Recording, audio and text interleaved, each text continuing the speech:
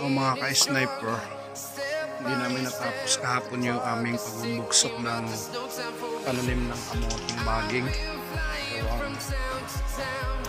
Magdamag at hanggang ngayon ay maulan dito.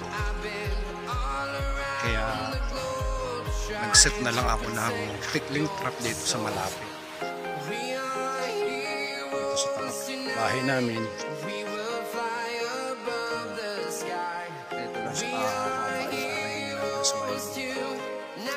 May dulo ng palayan doon.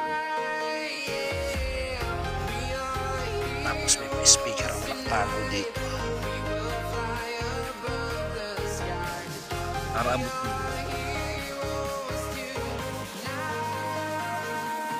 Silang natin ulit. Sa dami ng nahuli na riay sa hiniraman mo. Lubulo na. Nalabas dito nagkalapitan. Ang palay ay namumunga na, sinasalanta ng mga tikling, isira ang mga sanga.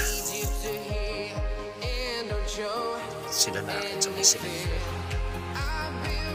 Bakit nangyari?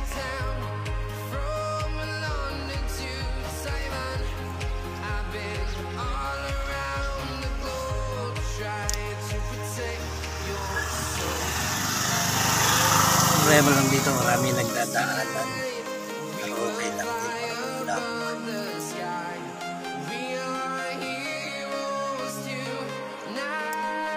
Patunugan natin. Sige mga sniper. Mga idol, nakadali na tayo ng isa. Sa ating huli dito.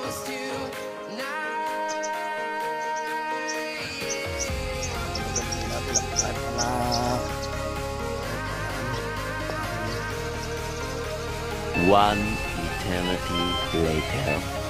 Yan mga ka-sniper, habang kami nagtatanim ng aming kamote sa ibabaw, ang kalak dito, dalawa sa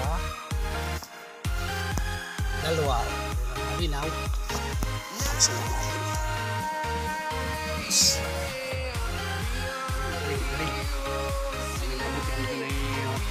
Months bago maani July 15. Yung mga sniper kakalasin ko muna ito.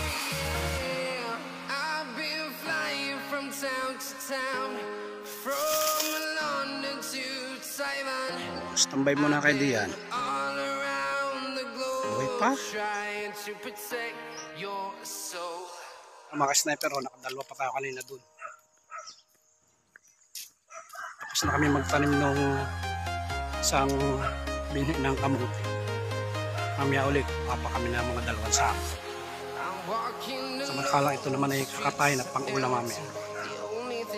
Dagdag na lang, may isa na ako doon, yung huli doon sa tapat ng bahay, tapos dalawa. Ayos na ito. Kuha ka lang ng gagatambagan natin. Hindi na sa papaya, hindi na. Meron papaya sa bahay.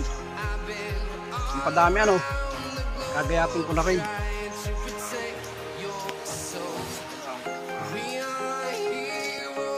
Mga ka-sniper, kami pa uwi na. Ayaw mo muna aking babalaybuhan ang isang kalsada. Ayan, ang yuga, dahil yuga. Lalwa.